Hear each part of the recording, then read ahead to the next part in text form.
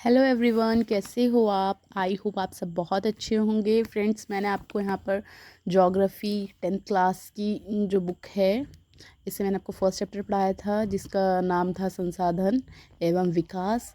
इसमें मैं थोड़ा रह चुका था पढ़ाने के लिए संसाधनों का विकास, तो मैं आपको यहाँ से पढ़ाने वाली हूँ। सबसे पहले बता देते हैं संसाधनों का विकास क्या होता है।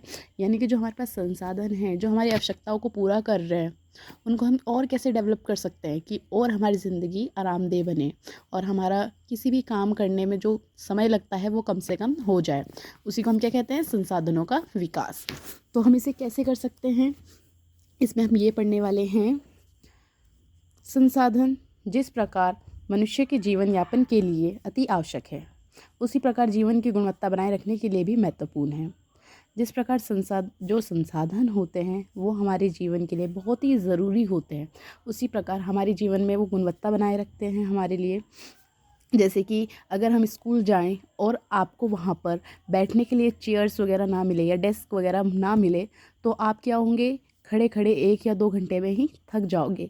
लेकिन आपको अगर चेयर्स मिलेंगी तो आप वहाँ पे कंटिन्यू आराम से 7-8 घंटे बिता सकते हैं। तो ये क्या कर रहा है? हमारी ज़िंदगी में गुणवत्ता ला रहा है। इस प्रकार ऐसा विश्वास किया जाता था कि संसाधन प्रकृति की देन है।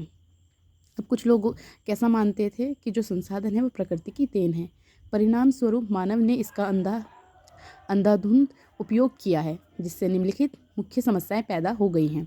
अब यहाँ पर बता रहे हैं कि ऐसा कहा जाता था कि जो संसाधन है ये प्रकृति द्वारा, मतलब प्रकृति की एक देन है, हमें एक गिफ्ट मिला हुआ है।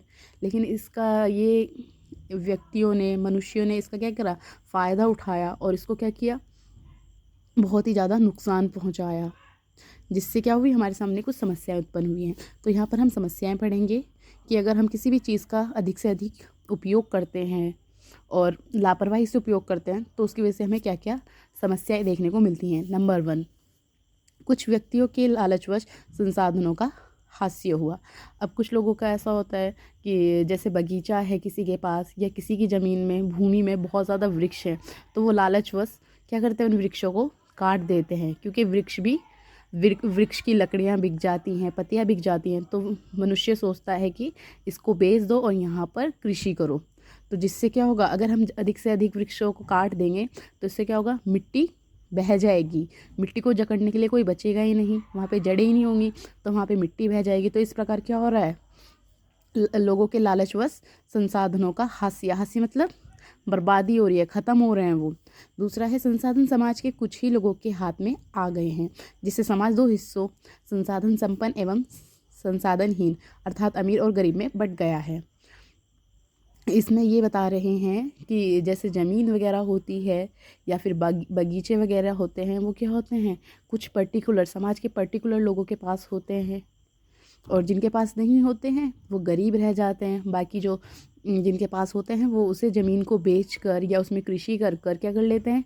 खुद को विकसित कर लेते हैं और वह अमीर बन जाते हैं, और जिनके पास नहीं होती है वह गरीब बन जाते हैं।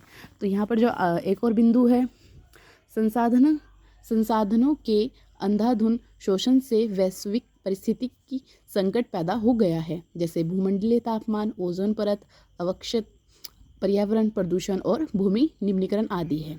अब यहाँ पर ये बोल रहे हैं कि जो संसाधन होते हैं, मनुष्य ने उसका बहुत ज़्यादा इस्तेमाल किया है, जिसके कारण क्या हो रहा है?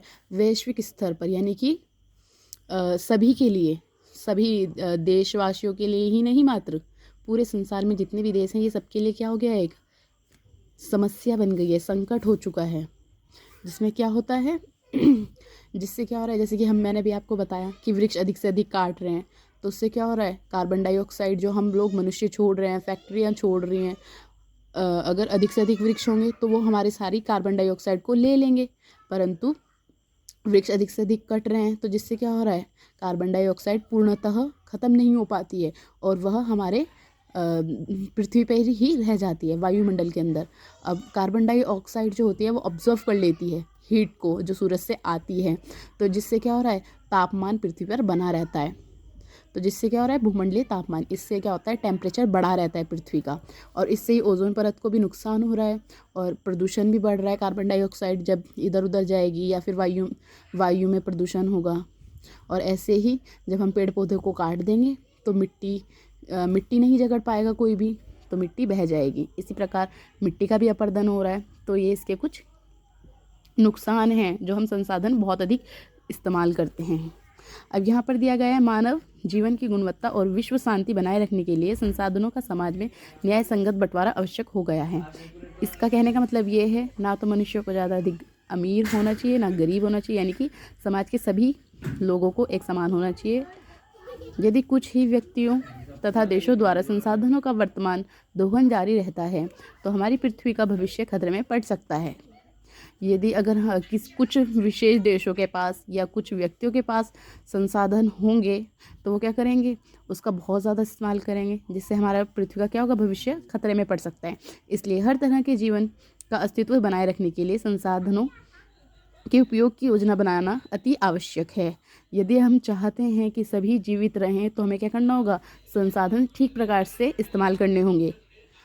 सतत अस्तित्व सही अर्थ में सतत पोषणीय विकास का एक हिस्सा है, अर्थात संसाधनों का ऐसा इस्तेमाल करना, वर्तमान में ऐसा इस्तेमाल करना कि भविष्य के लिए भी वह संरक्षित रहे, यानी कि बचा हुआ रहे। उसी को हम क्या कहते हैं, सतत।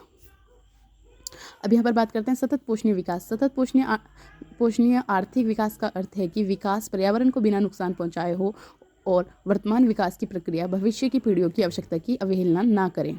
अर्थात इसमें ये कह रहे हैं कि जो सतत पोषणीय आर्थिक विकास है, इसका मुख्यतः क्या अर्थ है कि ऐसा विकास करना और पर्यावरण को बिना नुकसान पहुंचाए, ऐसा विकास करना कि पर्यावरण को भी नुकसान ना हो और वर्तमान की जो विकास की प्रक्रिया है वह भविष्य की पीढ़ियों की आवश्यकता की अवहेलना ना करे। अर्थात भविष्य के लिए भी